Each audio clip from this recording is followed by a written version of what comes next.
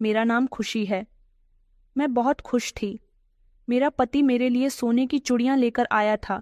आखिरकार मेरा पति पूरे 5 साल बाद दुबई से घर वापस आया था। मेरी शादी एक ऐसे इंसान के साथ हुई थी जो बड़ा ही सिंपल और सादा मिजाज का था। वैसे भी मैं इसी गांव में रहती थी, इसलिए अपने ससुराल वालों को बहुत अच्छी तरह से जानती थी। मेरी सास ने खुद मुझे मेरे पति के लिए पसंद किया था। मैं खुद को बहुत भाग्यशाली समझती थी, क्योंकि आजकल के लड़के अपने लिए लड़की पहले ही पसंद कर लेते हैं। और तो और जो लड़के अपने देश से बाहर नौकरी करते हैं, उन्हें तो वहीं की लड़कियां पसंद आ जाती हैं। मगर मेरा पति ऐसा नहीं था। वो बहुत ईमानदार इंसान था और बड़ी मेहनत से अपनी नौकरी करता था। मेरी ससुराल में मेरी एक नंद सास और एक देवर था। देवर भी जवान हो गया था। हमारी शादी के बाद तो मेरा देवर पढ़ाई कर रहा था। मेरी शादी के 1 साल बाद मेरी नंद की शादी कर दी गई थी, मगर वो ससुराल में खुश नहीं रही। शादी के 6 महीने बाद ही वो अपने पति से डिवोर्स लेकर आ गई थी। मैं एक अच्छे परिवार से बिलोंग करती थी, लेकिन ससुराल में आने के बाद मैंने अपनी सास और नंद का बिहेवियर अपने साथ बहुत बुरा देखा था। वो लोग मेरे साथ बिल्कुल मेरी जैसी बनकर नहीं रहती थीं, लेकिन मैंने उनके साथ रहकर सब कुछ बर्दाश्त किया। और फिर एक दिन ऐसा आया कि मैं उनके जैसी ही हो गई। अब आप लोग सोचेंगे कि मैं उनके जैसी कैसे हो गई। मेरी सास जब लोगों की बुराइयां करती थीं, तो मैं उन बुराइयों से बचती थी, मगर मैंने उनके साथ बुराइयां करना शुरू कर दी। मैंने उनके साथ उनका ही तरीका अपनाया। वो मुझे जैसा कहती, मैं वैसा करने के लिए तैयार रहती। मेरी सास घर का सारा काम मुझसे करवाया करती थी। मैं खामोशी से उनके सारे काम करती और धीरे धीरे मैं उनकी ही गुलाम बन गई थी। मेरी गुलामी देखकर उन्हें बहुत अच्छा लगा। मेरी सास मुझे मेरे पति से दूर रहने के लिए भी कहती, तो मैं अपने पति से दूर रहती थी। बस मैं चाहती थी कि किसी भी तरह मुझसे मेरी सास खुश रहे। मेरा पति भी पूरी तरह से अपनी माँ के पल्लू से बंधा हुआ था। शुरू शुरू में उसने जब मेरी कोई बात नहीं सुनी, तो मैंने भी उससे कुछ कहना बंद कर दिया और फिर अपने आप को इस घर के माहौल में ढाल लिया। मगर वक्त गुजरने के साथ साथ मैं अपनी सास की फेवरेट बन गई। मैं उनकी बुराइयों में उनका साथ जो देने लगी थी। फिलहाल वक्त गुजरता जा रहा था। मेरी नंद ने भी मेरा कम जीना दुश्वार नहीं किया था, मगर अब मैं उनके साथ रहने लगी थी, तो वो भी मुझसे ज्यादा कुछ नहीं कहती थी। मगर मेरे दिल में ये अफसोस रहता था कि मैंने जिंदगी का काफी बड़ा हिस्सा अपने पति के बिना ही गुजार दिया। मेरे सास को लगता था कि अगर मैं उनके साथ दुबई चली गई तो उनका बहुत खर्चा करवाऊंगी और उन्हें अपने पल्लू से बांध लूंगी। उसके बाद वो कभी अपनी माँ और बहन को नहीं समझेंगे। यही वजह थी कि वो हम दोनों पति पत्नी को ज्यादातर दूर ही रखती थी। सब कुछ बिल्कुल ठीक चल रहा था जब एक दिन मेरा पति घर आने वाला था। मैं बहुत होश थी, मगर अब की बार जब वो घर आया तो उसकी इतनी तबीयत खराब हुई कि वो काफी दिनों तक अस्पताल में भर्ती रहा। उसको एक अजीब तरह की बीमारी हो गई थी। उसकी तबीयत ठीक नहीं हो सकी और वो इस दुनिया को छोड़कर चला गया। मुझसे ये सदमा बर्दाश्त नहीं हो रहा था, क्योंकि मेरे पास अपने पति की कोई निशानी भी नहीं थी। मैं उसके बच्चे की कभी माँ नहीं बन पाई थी। मेरी सास कहती थी कि तू बांझ है, मगर मैं फिर भी उसकी हर बात को खामोशी से बर्दाश्त करती थी। और अब तो मेरा पति भी इस दुनिया से जा चुका था। मैं अपने मायके भी नहीं जा सकती थी, क्योंकि वहां मेरे माता पिता नहीं थे। मेरी शादी के बाद उन दोनों का देहांत हो गया था। भैया भाभी से बिल्कुल भी किसी सुकून की उम्मीद नहीं थी, इसलिए मेरे पति का घर ही मेरे लिए सब कुछ था। वैसे भी मैं उससे ज्यादातर दूर रहती थी और अभी भी रह सकती थी। जितनी खुश मैं अपने पति के आने से हुई थी, उतनी ही दुखी मैं उसके जाने से हो गई थी। मेरी जिंदगी मामूली तरीके से गुजर रही थी, मगर मेरे पति के मर जाने के बाद हमारे घर में बहुत परेशानी होने लगी थी। मेरा पति ही अकेला कमाने वाला था, जिनकी कमाई से हमारे घर का गुजारा हो रहा था। मेरा पति दुबई से अच्छा खासा कमाता था। काफी समय तक तो हम लोगों ने उन्हीं जुड़े हुए पैसों से अपना गुजारा किया जो मेरा पति कमाकर छोड़ गया था। लेकिन ऐसा कब तक चल सकता था। 1.5 साल बाद मेरे देवर की पढ़ाई पूरी हो गई, तो मेरी सास ने कहा कि तुम अपने भाई की जगह नौकरी कर लो, अभी भी तुम्हें दुबई में नौकरी मिल सकती है। वैसे भी अब हमारे घर में परेशानी होने लगी थी, और एक ना एक दिन मेरे देवर की भी तो शादी होनी थी। मेरे पति जैसी नौकरी मेरे देवर को यहाँ रहकर नहीं मिलती। मेरे देवर का नाम प्रेम था, मेरी नंद का नाम गौरी और मेरी सास का नाम शालू था। मेरे पति जो इस दुनिया से जा चुके थे, उनका नाम राज्य था। हम स्वराज के बिना बहुत उदास रहने लगे थे। मेरी सास दिन रात अपने बड़े बेटे को याद करती थी। आखिरकार मेरा पति उनका लाडला बेटा था, मगर अब हम सबका सहारा सिर्फ और सिर्फ मेरा देवर प्रेम था। वैसे तो वो दुबई नौकरी करने के लिए नहीं जाना चाहता था, मगर उसको हम सब लोगों ने समझाया और उसने अपने घर के हालात देखे तो वो वहां जाने के लिए मजबूर हो गया था, क्योंकि ये बात तो वो भी जानता था कि दुबई से अच्छी नौकरी उसे कहीं नहीं मिल सकती थी। वो दुबई में नौकरी करने के लिए चला गया था और उसके जाने के कुछ महीनों बाद ही अब हमारे घर के हालात ज्यादा बुरे नहीं रहे थे। शायद हम जिस गरीबी की तरफ जा रहे थे, अब उस गरीबी से हमें प्रेम ने खींच कर निकाल दिया था। मेरा देवर बहुत खूबसूरत था। एक दिन उसने फोन पर बड़ी ही अजीब बात कही। उसने मेरी सास से कहा कि माँ, मैं दीदी की शादी करवाना चाहता हूँ। मुझे अच्छा नहीं लगता कि मेरी दीदी तलाकशुदा होकर हमारे घर में पड़ी रहती है। ये खबर सुनकर तू जैसे मेरी सास के तन बदन में आग लग गई थी। वो अपनी बेटी से बहुत प्यार करती थी। मेरी सास ने गौरी की शादी के बाद उसे उसके ससुराल वालों के खिलाफ इतना भड़काया था कि एक दिन उसके ससुराल से उसका पीछा ही छूट गया था। मगर मेरी सास ये सब बहुत गलत करती थी। इस तरह तो कभी उनकी बेटी का घर नहीं बच सकता था। मेरी सास ने गुस्से से प्रेम से कहा कि बेटा, तुम्हें अगर दीदी तुम्हारे घर में रहती हुई भारी पड़ रही है, तुम मुझे बता दो, तुम इसे घर से निकालना चाहते हो ना? ठीक है, मेरी बेटी यहाँ से चली जाएगी, मगर याद रखना, मैं भी अपनी बेटी के साथ साथ जाऊंगी। ये बात सुनकर मेरे देवर ने उन्हें समझाने की बहुत कोशिश की कि आप मेरी बात का गलत मतलब निकाल रही हो। मेरा मतलब है कि मैं अपनी दीदी को इस तरह नहीं देख सकता। मैं उन्हें उनके घर का कर देना चाहता हूँ। मेरी सास ने कहा कि नहीं बेटा, तुम्हारे कहने का जो भी मतलब है, मगर आज तुमने अपनी जबान से सच बोल दिया है कि तुम्हें अपनी तलाकशुदा बहन इस घर में बोझ लगती है। तुम फिक्र मत करो, मैं इसके लिए कोई रिश्ता तलाश करती हूँ, किसी भी आड़े गाड़े से इसकी शादी करवा दूंगी। मेरी सास प्रेम को बात बात पर ताने मार रही थी, मगर उसका क्या मतलब था, ये बात मैं अच्छी तरह से समझ गई थी। वो बेचारा चाहता था कि उसकी तलाकशुदा बहन अपने घर की हो जाए, लेकिन मेरी सास ऐसा चाहते ही नहीं थी। अगर वो अपनी बेटी को उसके ससुराल में खुश देखना चाहती, तो कभी अपनी बेटी को उसके ससुराल वालों के खिलाफ भड़काती नहीं, बल्कि अपनी बेटी को ससुराल में रहने के उसूल समझती कि किस तरह ससुराल में रहा जाता है। मगर उन्हें अपनी बेटी को खुद से दूर नहीं करना था। वो चाहती थी कि उनकी बेटी यही मायके में ही रहे और अपने भाइयों की कमाई खाती रहे। वो इस घर को छोड़कर कहीं ना जाए। ये घर जितना उसके भाइयों का है, उतना ही उसका भी है। वो दोनों माँ बेटी इस घर की मालकिन थीं और इस घर में उन दोनों का ही हुक्म चलता था। मैं तो इस घर में एक नौकरानी की तरह थी। अगली बार जब फिर से मेरे देवर ने ये बात कही तो मेरी सास ने उसे डांट दिया था। उनका कहना था कि मेरी बेटी यहाँ से कहीं नहीं जाएगी। वो रोते हुए कहने लगी कि आज मुझे अपने राज की बहुत याद आ रही है। राज ने कभी तुम्हारी बहन की दूसरी शादी का जिक्र तक नहीं किया, बल्कि वो तो हमेशा अपनी बहन की ही साइड लेता था, हमेशा उसे खुश रखता था। फोन करता था तो उसकी ख्वाहिशों के बारे में पूछता था, उसकी हर छोटी से छोटी ख्वाहिश पूरी किया करता था। एक तुम हो जो मुझे भाई नहीं बल्कि कोई कसाई लगते हो, जो अपनी बहन को ससुराल भेजकर ससुराल वालों के जरिए उसे परेशानी में डालना चाहते हो। ये कहकर मेरी सास ने फोन बंद कर दिया था और फिर उन्होंने कई दिनों तक मेरे देवर से बात नहीं की थी। मेरा देवर जब अपनी माँ का फैसला जानता था तो फिर क्यों बार बार गौरी की शादी के बारे में अपनी माँ से बात कर रहा था? वो बहुत अच्छी तरह से जानता था कि इस घर में वही होता है जो उनकी माँ चाहती है, तो फिर क्यों वो अपनी माँ को नापसंद होने वाली बात कहता था? फिलहाल कुछ दिन इसी तरह से गुजर गए तो मेरी सास का मूड खुद ही प्रेम की तरफ से ठीक हो गया था। इधर मुझे अपने पति की बहुत याद आती थी, लेकिन फिर धीरे धीरे कुछ दिन गुजरने के बाद वो याद भी वक्त के साथ साथ कम होती गई।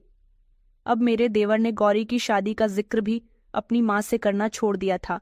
इधर गौरी का भी यही कहना था कि वो सारी जिंदगी शादी नहीं करेगी और यहाँ अपने मायके में रहना चाहती है। मेरा देवर यहाँ जीतने भी पैसे भेजता। उन सब से हम लोग अपना गुजारा कर लिया करते थे। जिस तरह से लोग पहले मेरे पति की तारीफ किया करते थे, अब मेरे देवर की तारीफ करने लगे थे। और तो और आसपास के लोग मेरी सास को बहुत भाग्यशाली कहते थे कि जिसके दोनों ही बेटे इतने आज्ञाकारी और सुशील थे कि कि हमेशा अपने परिवार के लिए अपने घर से दूर रहे और अपने घर वालों को अपनी कमाई समय पर भेजते रहे। यहाँ तक कि उन्होंने धीरे धीरे अपने घर के हालात भी सुधार दिए। एक चला गया तो दूसरे ने जिम्मेदारियों को संभाल लिया। जो बेटे घर की जिम्मेदारियों को संभाल लेते हैं उनकी माँ भाग्यशाली ही तो होती है। अब मेरे देवर की उम्र 27 साल हो चुकी थी। अब वो अच्छा खासा कमाने लगा था। अब मेरी सास उसकी शादी कर देना चाहती थी। मुझे भी खुशी हुई थी कि इस घर में मेरा साथ देने वाली देवरानी भी आ जाएगी। लेकिन जैसे जैसे मेरी सास के इरादे हमारे सामने आए, हमें एक अजीब सी बेचैनी ने घेर लिया था। मेरी सास ने कहा था कि मैंने प्रेम के लिए लड़की पसंद कर ली है। मैं और गौरी ये सुनकर चौंक गए थे कि उन्होंने हमें बिना बताए लड़की कैसे पसंद कर ली थी। उनका कहना था कि लड़की को तुम लोग बहुत अच्छे तरीके से जानती हो। आखिरकार वो लड़की कौन थी? मेरी नंद ने चौंक कर मेरी सास से पूछा। उन्होंने बताया कि मुझे अपने बेटे के लिए अमीर परिवार की लड़की की जरूरत नहीं है। मेरा बेटा बहुत कमाता है। मुझे जरूरत नहीं कि मैं अमीर परिवार की लड़की लेकर आऊं। हाँ, मगर मुझे खूबसूरत लड़की से अपने बेटे की शादी करवानी है, जो बेहद खूबसूरत और कम उम्र की हो। गरीब लड़की घर में आएगी तो हम सबसे दबकर रहेंगी, हमारी हर बात को मानेगी। जिस तरह बड़ी बहू आज तक हमारी बात मानती आ रही है। अपनी सास की इस बात पर मैंने शर्मिंदगी से नजर झुका ली थी, मगर इस बात पर गौरी हंसने लगी थी। गौरी कहने लगी कि हाँ माँ, ये बात तो तुम ठीक कह रही हो। बहू तो ऐसी ही लानी चाहिए जो घर में बहू बनकर नहीं बल्कि एक नौकरानी बनकर रहे। मगर वो लड़की थी कौन? वो लड़की थी कि हमारे गांव में रहने वाली एक गरीब किसान की बेटी, दृष्टि। वो आदमी हमारे गांव का सबसे गरीब इंसान था, जो पहले किसान था, मेहनत मजदूरी किया करता था, लेकिन अब पिछले कई सालों से बीमार पड़ा हुआ था। उसकी एक ही जवान बेटी थी। वो अपनी बेटी की शादी करना चाहता था, मगर गांव वाले ये बात अच्छी तरह से जानते थे कि उसकी बेटी को अपने घर की बहू बनाने से उन्हें दान दहेज नहीं मिलेगा। सिर्फ लड़की से ही मतलब रखना होगा। दृष्टि का हमारे घर आना जाना बहुत था, क्योंकि गौरी उसे घर बुलाकर अपने पुराने कपड़े दे दिया करती थी। मैंने कई बार दृष्टि को प्रेम से बात करते हुए भी देखा था, क्योंकि प्रेम भी कई बार उसे उसके पिता के इलाज के लिए पैसे दे चुका था। हमारी सास ने जब हमें उसके बारे में बताया तो गौरी और मैं हैरान रह गए थे। वैसे हमें इस लड़की से नफरत नहीं थी। ये लड़की खूबसूरत भी थी, मगर हमें प्रेम के लिए इस लड़की का रिश्ता थोड़ा अजीब लगा था। प्रेम कितना पढ़ा लिखा था और जितनी अच्छी नौकरी करता था, उस हिसाब से तो मेरी सास को किसी अमीर घर की बेटी को अपनी बहू बनाना चाहिए था। मेरी सास ने कहा कि जैसा मेरा बेटा है उस हिसाब से उसके लिए लड़की भी कुछ खास होनी चाहिए। ऐसी लड़की जो खूबसूरत भी है और गरीब बाप की बेटी होने की वजह से कभी मेरे बेटे की दौलत को अपनी दौलत समझने की कोशिश नहीं करेगी। वो लड़की मुझे बहुत पसंद है और हर तरीके से वो मेरे बेटे से शादी करने के लायक है। मेरी सास बहुत चालाक थी। उन्होंने अपनी चालाकी से अपने बेटे को भी इस रिश्ते के बारे में बता दिया था। मगर मैं हैरान इस बात पर हुई थी कि प्रेम इस रिश्ते के लिए इतनी आसानी से क्यों मान गया था। भले ही दृष्टि गरीब पिता की बेटी थी, लेकिन मेरी सास उसके गरीब होने का इस्तेमाल करना चाहती थी। मैं जानती थी कि उन्होंने मेरे साथ क्या किया है और वही सब कुछ उस बेचारी के साथ भी करेंगी, मगर मुझे उससे हमदर्दी क्यों हो रही थी। आखिरकार मैंने भी तो इस घर में आने के बाद ना जाने क्या क्या सहा था, जबकि मैं तो दान दहेज भी लेकर आई थी। मेरा देवर इस बात से बहुत होश था कि उसका रिश्ता मेरी सास दृष्टि से तय करना चाहती है। दृष्टि देखने में बहुत खूबसूरत थी, बस उसकी खूबसूरती उसकी गरीबी में छुप गई थी। जब वो अच्छे से सच संवर कर तैयार होती तो उसकी खूबसूरती में 4 चांद लग जाते। दृष्टि खूबसूरत होने के साथ साथ बहुत समझदार थी। गांव के लोग उसकी समझदारी पर दाद दिया करते थे। पिता के बीमार होने के बाद उसने कभी अपने पिता की बीमारी का फायदा नहीं उठाया था। वो बेहद खूबसूरत थी, चाहती तो गांव के किसी भी लड़के से अफेयर चला सकती थी। अकेली भी थी, माँ का साया या बहन का साथ भी उसके आगे पीछे नहीं था। पिता बिस्तर पर लगा हुआ था। वो अपनी जिंदगी अपने हिसाब से जी सकती थी, मगर वो बहुत शरीफ लड़की थी, इसलिए अपनी जिंदगी शराफत और समझदारी से गुजार रही थी। मेरी सास जब खुद उसके घर रिश्ता लेकर गई तो उसके पिता बहुत खुश हुए थे। उन्होंने तो फौरन ही इस रिश्ते के लिए हाँ कर दी थी। वो जानते थे कि हमारा प्रेम दुबई में नौकरी करता है, मगर एक बात बहुत ही अजीब थी। मुझे ऐसा लगता था जैसे जब हम लोग दृष्टि के घर रिश्ता लेकर गए तो जैसे वो ये बात अच्छी तरह से जानती थी कि हम उसके घर आने वाले हैं। उसके चेहरे के एक्सप्रेशन से मैं ये बात समझ गई थी, मगर मैंने किसी से कुछ नहीं कहा था। गौरी ने अभी भी अपनी माँ से कहा था कि माँ, खूबसूरती ही सब कुछ नहीं होती, लड़की का घर, परिवार और उसका बैकग्राउंड भी आपको देखना चाहिए था। मेरी सास को इस बात पर गुस्सा आ गया। उन्होंने कहा, उसकी खूबसूरती ही उसकी पहचान है और मुझे यकीन है कि वो मेरे बेटे को बहुत खुश रखेगी और हमसे भी दबकर रहेंगी। मेरी माँ की बात सुनकर गौरी खामोश हो गई थी। वो या मैं अब कुछ नहीं कर सकते थे। इस घर में होता वही था जो मेरी सास का फैसला होता था। मेरी सास की जिद थी कि वो अपने बेटे के लिए खूबसूरत लड़की ही लेकर आएंगी, भले ही वो गरीब क्यों ना हो। मेरी सास जल्द ही प्रेम की शादी कर देना चाहती थी, इसलिए घर में उसकी शादी की तैयारियां शुरू हो गईं। उसने तो अपनी कंपनी में मेरे पति से भी ज्यादा कमाई करनी शुरू कर दी थी। मेरी सास ने उसकी शादी उम्मीद से ज्यादा धूमधाम से की थी। प्रेम सिर्फ शादी के लिए ही 2 महीने के लिए आया था और 2 महीने बाद उसका वापस जाने का इरादा था। मेरी सास ने घर को दुल्हन की तरह सजा दिया था। शादी के दौरान मैं बहुत थक गई थी क्योंकि घर का सारा काम मुझ पर ही आ गया था, मगर अब मुझे तसल्ली थी कि अब हम दोनों देवरानी जेठानी मिलकर घर के सारे काम किया करेंगे। शादी के कुछ दिनों तक तो सब कुछ बिल्कुल नया नया था। मेरी देवरानी दृष्टि हम सबके साथ बहुत खुश थी। गांव के सब लोग तारीफ कर रहे थे कि दृष्टि को अपने घर की बहू बनाकर मेरी सास ने बहुत अच्छा काम किया है, मगर कोई भी मेरी सास की नीयत नहीं जानता था। दृष्टि हमें हर तरह से खुश रखने की कोशिश करती थी कि हम सब उसकी वजह से खुश रहे। वो घर के सारे काम भी करती तो मुझे उसके अचानक से बहुत आराम मिलने लगा था। उसका बिहेवियर ठीक था, लेकिन जैसे ही 2 महीने पूरे हुए और मेरे देवर के दुबई जाने का टाइम करीब आया तो उसके चेहरे पर एक अजीब सी उदासी छाने लगी थी। वो कोशिश करती थी कि ये दुख सबके सामने जाहिर न करे। मैं उसकी उदासी को अच्छी तरह से समझ रही थी। मैं भी तो पहले ऐसे ही उदास हो जाया करती थी, लेकिन फिर भी मैंने उसको तसल्ली दिलाने के लिए उससे पूछा कि क्या हुआ दृष्टि, तुम ठीक तो हो? तो वो जबरदस्ती मुस्कुराते हुए कहने लगी कि हाँ भाभी, मैं ठीक हूँ, मगर उसकी आंखें कुछ और ही कह रही थीं। प्रेम दुबई वापस जा चुका था। प्रेम के जाते समय वो बहुत रोई थी।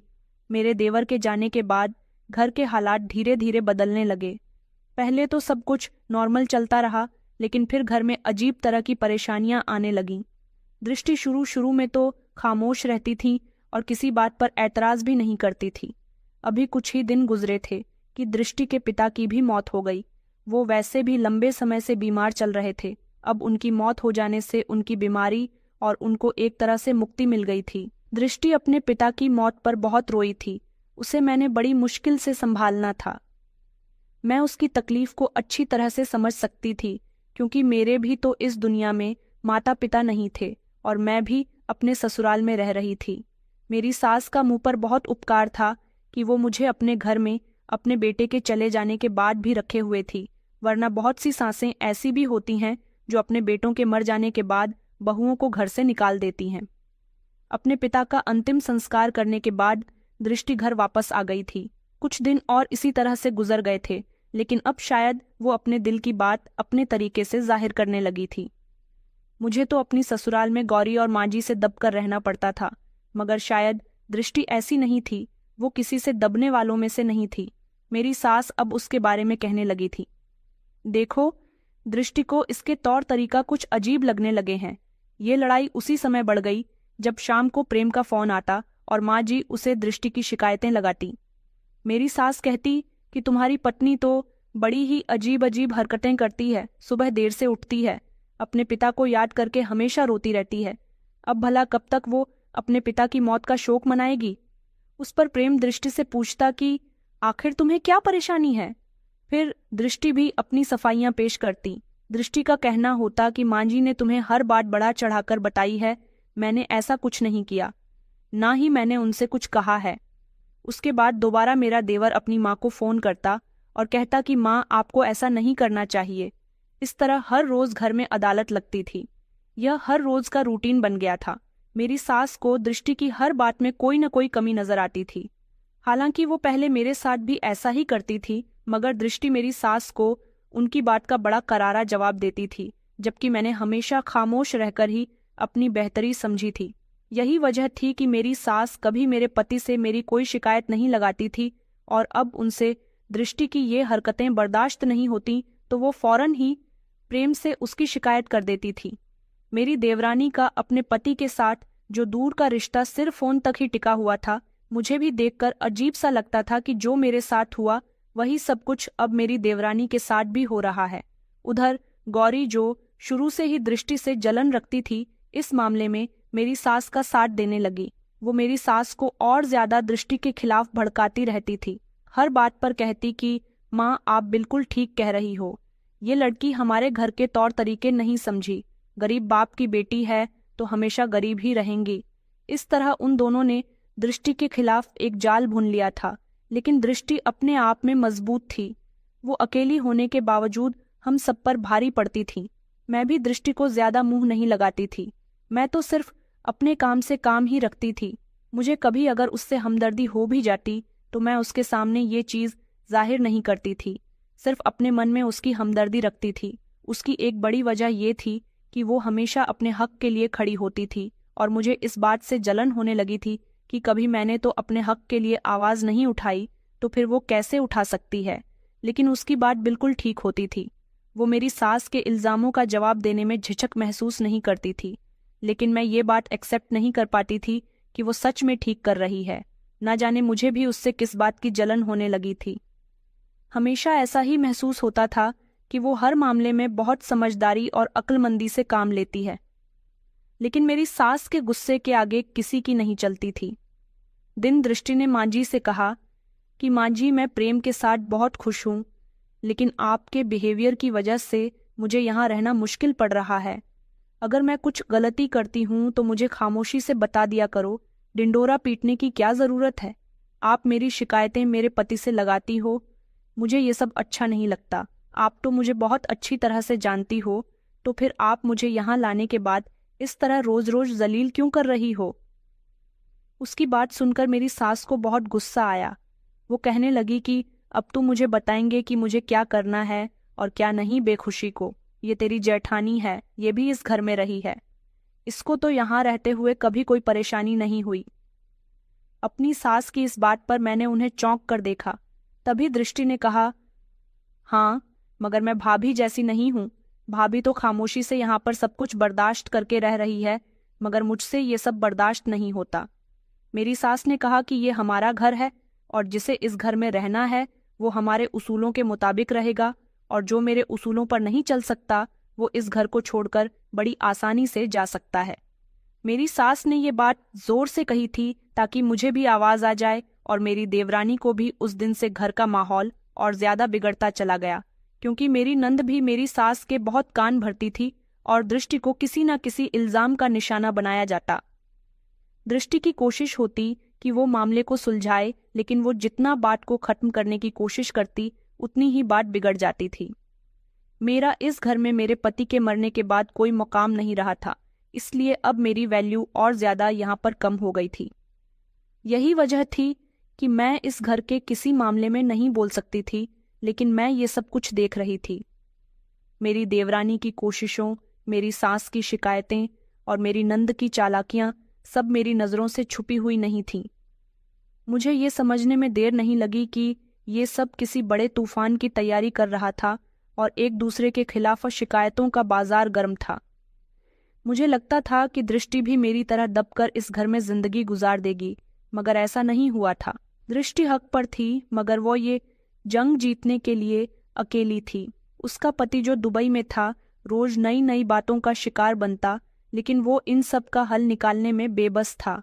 दृष्टि का कहना था कि वो ऐसे हालात में भी अपने पति के साथ खुश है, लेकिन अब उसके चेहरे की मुस्कुराहट धीरे धीरे कम होती जा रही थी। शादी के बाद कहते हैं कि चीजें बदलने में वक्त लगता है, लेकिन हमारे घर में तो जैसे रातों रात सब कुछ बदल गया था। मेरी सास तो गरीब लड़की को जानबूझकर इस घर में लेकर आई थी ताकि उसे तंग कर सके और वो उसे तंग करने में कोई कमी नहीं छोड़ती थी। अब उनका ध्यान मुझसे हटकर दृष्टि की तरफ चला गया था। दृष्टि बेचारी अपनी किस्मत को रोती रहती थी। उसे नहीं पता था कि वो जिन परेशानियों के झुंड से निकलकर अपने ससुराल में सुख की जिंदगी गुजारने की उम्मीद से आई थी, ससुराल आने के बाद भी वो परेशानियों के झुंड में ही चली जाएगी। वो कभी कभी मुझसे बात करने की कोशिश करती, मगर मैं उसकी तरफ से मुंह फेर लिया करती थी। मैं नहीं चाहती थी कि कभी मेरी सास ने मुझे उससे बात करते हुए देख लिया और मेरी नंद ने मेरी सास को भड़का दिया कि ये दोनों आपस में बातें करती हैं या ये दोनों एक हो चुकी है तो मुझे मेरी सास घर से निकाल दे। मेरा तो कोई सहारा भी नहीं था। मैं कहाँ जाऊंगी? मुझे अपनी सारी जिंदगी इसी घर में गुजारनी है। अब चाहे वो कैसे भी गुजारूं, मुझे लगता था कि अगर इस घर में ऐसा ही चलता रहा तो इस घर में कभी चैनो सुकून वापस नहीं आ सकेगा। लेकिन इसका हल क्या था? क्या मेरे देवर के आने पर घर के हालात बदलने थे या फिर ये सब कुछ और ज्यादा बिगड़ जाएगा? ये सवाल मेरे दिल में हर रोज उठता था, लेकिन उनके जवाब मुझे कहीं भी नजर नहीं आते थे। मेरी देवरानी भी किसी से कम नहीं थी और वो चुप बैठने वालों में से नहीं थी। और अगर मेरी सास या नंद उस पर कोई इल्जाम लगाती या उसे कोई ताना देती तो वो फौरन पलटकर जवाब देती थी।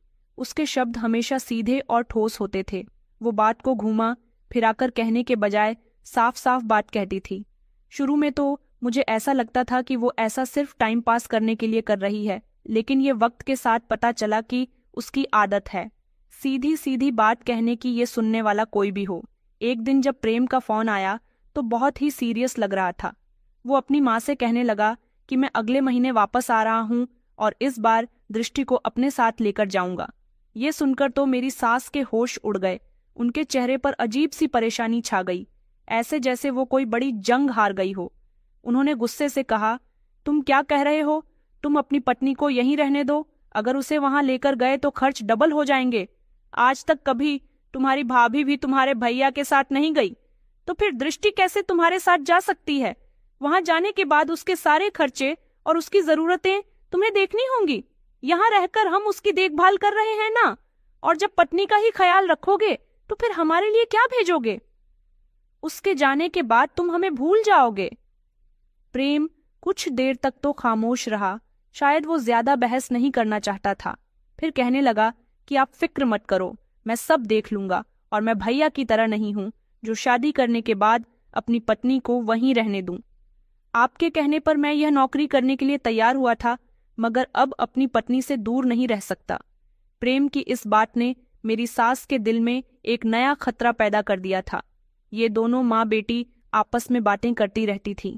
एक बेटा तो हमसे दूर हो ही गया, कहीं ऐसा ना हो कि ये हमारे बेटे को अपने काबू में कर ले और उसे हमसे दूर कर दे। अब इन्हें कौन बताता कि उनके बड़े बेटे को मैंने उनसे दूर नहीं किया था, बल्कि उन्होंने ही मुझे मेरे पति से दूर किया हुआ था। उनका कहना था कि ये बहुत चालाक लड़की है, दुबई जाकर अपना अलग घर बसा लेगी और फिर हमें कौन समझेगा। उन्हीं दिनों एक और खबर ने घर का माहौल बदल दिया। मेरी देवरानी प्रेग्नेंट थी।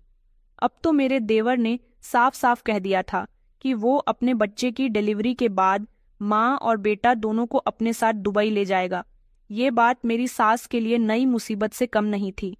अभी मेरी देवरानी के यहाँ से जाने में पूरे 9 महीने थे, जब तक तो उसे यहीं पर रहना था। मेरी सास ने अब उसका और भी ज्यादा जीना दुश्वार कर दिया था। गौरी सारा दिन उस पर नजर रखती थी। मेरे देवर की शादी को 4 महीने गुजर गए थे। अब जब से उसे पता चला था कि दृष्टि माँ बनने वाली है, वो तब से उसका और भी ज्यादा ख्याल रखने लगा था। अब की बार उसके गांव का ही एक दोस्त जो उसके साथ दुबई में काम करता था, वो अपने घर आने वाला था, तो उसने अपने दोस्त के हाथ दृष्टि के लिए दुबई से खरीदा हुआ मोबाइल भेजा था। मोबाइल आने से दृष्टि को इतना तो फायदा हुआ था कि उसे अब गौरी के मोबाइल से अपने पति से फोन पर बात नहीं करनी होती थी। ये सब मेरी सास से बर्दाश्त न हुआ। मेरी नंद ने इस बात पर रोना धोना शुरू कर दिया और उसी समय प्रेम को कॉल करके कहा कि तुम्हें तो सिर्फ अपनी पत्नी की ही फिक्र रहती है, एक मोबाइल मेरे लिए भी भेज देते। मेरी सास ने भी इस बात पर बहुत हंगामा किया था। उन्होंने प्रेम को बहुत डांट लगाई थी। उनका कहना था कि घर में एक मोबाइल पहले से ही है, तो फिर पत्नी को अलग से मोबाइल देने की क्या जरूरत थी। प्रेम ने खामोशी से अपनी माँ और बहन की सारी बातें बर्दाश्त कर ली थीं। एक दिन दृष्टि मेरे कमरे में आई और मुझसे बात करने की कोशिश करने लगी। कहने लगी कि भाभी, ये लोग मेरे साथ कितना गलत करते हैं, बल्कि गलत तो आपके साथ भी होता है। आप सब कुछ खामोशी से बर्दाश्त करती हो, कभी इन लोगों से कुछ कहती क्यों नहीं? उस दिन मेरी सास और नंद घर से बाहर गई हुई थीं। मैंने कहा, देखो, तुम्हारी बात और है, मेरी बात और है। मैं आवाज नहीं उठा सकती। तुम इन लोगों को नहीं जानती, तुम कितनी ही कोशिश कर लो, मगर ये तुम्हें प्रेम के पास नहीं जाने देंगी। मैंने अपने पति के बिना पूरे 5 साल गुजारे हैं और अब मुझे उसके बिना सारी जिंदगी गुजारनी है। तो फिर तुम किस खेत की मूली हो? तुम जो चाहे कर लो, मगर तुम भी मांझी के आगे जीत नहीं सकोगी। मेरी बात को खामोशी से सुनकर दृष्टि मेरे कमरे से निकल गई थी। उसने मुझसे कुछ नहीं कहा था। हाँ, मगर वो जाते हुए मुझे अजीब सी नजरों से घूर कर गई थी। दिन इसी तरह से गुजरते गए। मेरी देवरानी को इस घर में बहुत सताया जा रहा था, मगर वो शायद अपने पति के आने का इंतजार कर रही थी। जब तक उसने सब कुछ खामोशी से बर्दाश्त किया और अब उसका नवाहक महीना लग गया था और फिर उसने बेटे को जन्म दिया। कुछ दिनों बाद मेरा देवर घर आ गया था। मेरी सास और नंद का अभी भी मुंह बना हुआ था, मगर वो कुछ दिन यहाँ गुजरने के बाद अपनी पत्नी और बच्चे को जबरदस्ती यहाँ से ले गया। ये सब देखकर तो हम सब हैरान रह गए थे। मुझे तो डांट देनी चाहिए थी अपने देवर की हिम्मत की, जो अपनी माँ और बहन के खिलाफ जाकर भी अपनी पत्नी को अपने साथ ले गया। मैं अफसोस कर रही थी कि काश मेरे पति ने भी अगर इतनी हिम्मत दिखाई होती तो मैं भी उसकी मोहब्बत से तरसी हुई ना होती। मेरी सास चीखते चिल्लाते रह गई, मगर मेरे देवर को जो करना था उसने किया। उसका यही कहना था कि मैं अपनी पत्नी और बच्चे के साथ रहना चाहता हूँ, ये मेरा हक है और मैं आप लोगों का भी ख्याल रखूंगा, लेकिन मेरी पत्नी मेरे साथ जाएगी। मेरी सास प्रेम से बहुत नाराज थी। यहाँ तक कि गौरी ने तो प्रेम की दुबई पहुंचते ही उसे फोन करके ढेर सारी बातें भी सुनाई थीं। मेरी सास ने अपना गुस्सा पी लिया था, क्योंकि यहाँ उनका उत्साह देखने वाला कोई भी नहीं था। मेरा देवर अपनी नई जिंदगी की शुरुआत करना चाहता था। अपनी जिम्मेदारियां और मोहब्बत के बीच भेदभाव नहीं करना चाहता था और दृष्टि जो हर जगह अपनी हिम्मत कायम करने की कोशिश कर रही थी। एक तरह से देखा जाए तो दृष्टि मेरी सास से जीत गई थी, क्योंकि वो अपने पति के साथ जाने में कामयाब रही। मेरी सास को अपनी हार महसूस हो रही थी। वो बुरी तरह से गुस्से में थी। फिलहाल के लिए तो उनका गुस्सा खामोश हो गया था, मगर वो अपना बदला लिए बिना चैन से नहीं बैठ सकती थी। मुझे भी दृष्टि पर बहुत हैरानी हुई थी और गुस्सा भी आ रहा था खुद पर कि मैं क्यों इन लोगों से दबकर रही। मेरी देवरानी आज इस घर में आकर गौरी और मेरी सास के साथ ठीक कर रही है, मगर वो अपनी लड़ाई लड़ रही है। मेरा समय तो निकल चुका। मैंने अपनी जिंदगी का सबसे हसीन वक्त इसी घर में नौकरानी बनकर गुजार दिया। क्यों मैंने अपने लिए कुछ नहीं किया? उन लोगों के जाने के बाद जैसे घर का माहौल खाली सा हो गया था। मैंने सोचा कि अब ये मामला खत्म हो गया, लेकिन मुझे क्या पता था कि अब तो असल शुरुआत हुई थी। कुछ दिनों के बाद हमारे घर दृष्टि की एक दोस्त आई। वो दृष्टि से मिलने के लिए आई थी, मगर जब उसे पता चला कि दृष्टि भी अपने पति के साथ दुबई चली गई तो उसने हमें एक अजीब बात बताई, जिसे सुनकर मेरी सास का पारा हाई हो गया था। उसने बताया कि दृष्टि तो बड़ी खुशनसीब निकली, मोहब्बत करने वाले लोगों का नसीब बड़ा ही अच्छा होता है। जब मेरी नंद ने ये बात सुनी तो उसने उसे चौंक कर सवाल पूछा कि कौन किससे मोहब्बत करता है। दृष्टि की सहेली जो कि हमारे गांव में ही रहती थी, उसका नाम कली था। कली ने बताया कि अरे दृष्टि और प्रेम की मोहब्बत, वो दोनों एक दूसरे से बहुत प्यार करते थे। ये बात सुननी थी कि मेरी सास ने भी इस बात पर कान लगाए और अब कली से पूरी बात पूछी। उसने बताया कि वो दोनों तो एक दूसरे से पहले से ही मोहब्बत करते थे। जब वो आपके घर आया जाया करती थी, उसी दौरान प्रेम और दृष्टि के बीच मोहब्बत का सिलसिला शुरू हो गया था, मगर उन दोनों ने अपनी मोहब्बत को खुफिया रखा हुआ था। और जब प्रेम दुबई चला गया तो दृष्टिकोण कली के घर जाकर उसके मोबाइल से प्रेम से बातें किया करती थी। कली को तो यही लगता था कि प्रेम के घर वालों ने उसकी मर्जी के मुताबिक उसकी शादी की है, मगर ये तो कोई नहीं जानता था कि वो दोनों एक दूसरे से प्यार करते थे। इधर मेरी सास ने तो उसे इसलिए बहू बनाया था कि वो उनके कमाऊ बेटे को अपने काबू में न कर ले, मगर फिर भी वो उसे अपने काबू में करने में कामयाब रही थी। मेरी सास को बहुत गुस्सा आ रहा था। अब उनका गुस्सा पहले से भी ज्यादा बढ़ गया था। उन्हें याद आया कि प्रेम ने एक बार हल्के से उनसे कहा था कि आप अपनी मर्जी से रिश्ता तय कर दो। मेरी पत्नी पढ़ी लिखी अमीर घर की होनी चाहिए, तभी तो उसके और मेरे मिजाज एक दूसरे के साथ मिलेंगे। मेरी सास ने जानबूझकर अपने बेटे की शादी एक गरीब लड़की से करवाई थी, क्योंकि वो उसका इरादा समझ गई थी कि अगर लड़की उसके जैसी पढ़ी लिखी और अमीर घर की आ गई तो उसके बहुत खर्चे होंगे, जबकि गरीब लड़की के कोई खर्चे नहीं होंगे और मेरी सास उसे डरा धमका कर रखेगी। मेरी सास का सारा प्लान चौपट हो गया था। उधर प्रेम भी ये बात बहुत अच्छे से जानता था कि उसकी माँ कभी भी ये नहीं चाहेगी कि उसका बेटा अपनी पत्नी के कहने में रहकर जिंदगी गुजारे, इसलिए तो वो ऐसी लड़की से उसकी शादी करवा रही थी जिसका हमारे घर में कोई मुकाम ना बन सके। मेरा देवर मुझे और मेरे पति को देखकर समझ गया था, इसलिए उसने अपनी आने वाली जिंदगी के लिए काफी कुछ सोचकर रखा था। तभी तो उसने अपनी पत्नी के लिए स्टैंड लिया और बड़ी चालाकी से उसने दृष्टि से शादी की। मेरी सास चिल्ला चिल्ला कर कह रही थी कि वो लड़की बहुत चालाक थी, उसने मेरे बेटे को अपने काबू में कर लिया। घर में हर समय मेरी सास और ननद उसी की बातें करती रहती थीं, बल्कि अब तो मैं भी उनके साथ हमेशा दृष्टि की बुराइयों में लगी रहती थी। सच में दृष्टि ही मुझे भी बहुत चालाक लगी थी। मुझे भी यही लगता था कि ये सब प्रेम की गलती है। उसने घरवालों को धोखा दिया, हम सबको बेवकूफ बनाया। मेरी सास हमेशा यही सोचती रहती कि किस तरह प्रेम और दृष्टि को सबक सिखाया जाए। मेरी सास का कहना था कि उन दोनों ने हमें जलील किया, वो वहां जाकर आराम से जिंदगी गुजार रहे हैं और हम यहाँ उनके पीछे पड़े हैं। मेरी सास का कहना था कि अगर दृष्टि के मायके में कोई होता तो वो उससे बदला ले लेती, मगर उसका तो इस दुनिया में कोई था ही नहीं। मेरी सास ने एक दिन गुस्से में प्रेम को कॉल करके सब कुछ बता दिया और उससे कह दिया कि ये सब कुछ तुम्हारी पत्नी की साजिश है। वो कुछ भी करके हमारे घर में दाखिल होना चाहती थी, हमारे घर का सुकून बर्बाद कर देना चाहती थी। मगर प्रेम ने कहा कि माँ, आप गलत समझ रही हो, मैं उससे मोहब्बत करता था, इसलिए उसे हासिल करना चाहता था। आपने भाई और भाभी को भी हमेशा अलग रखा, मगर मैं दृष्टि के साथ ऐसी जिंदगी नहीं गुजार सकता था। जब से मैंने उसे मोहब्बत से शादी की है तो मैं भी उसके साथ रहना चाहता था, और अब तो वो मेरे बच्चे की माँ भी बन गई है। उन्होंने कहा कि नहीं, तुम अपनी पत्नी की भाषा बोल रहे हो, उसने तुम्हें अपने जाल में फंसाया और तुम उसके जाल में फंसते चले गए। मेरी सास ने अपनी बात कहकर गुस्से में फोन बंद कर दिया था, लेकिन मेरी सास के दिल में जो आग जल रही थी वो बुझने का नाम ही नहीं ले रही थी। ये सब देखकर मुझे भी एक तरीके से खुशी महसूस हो रही थी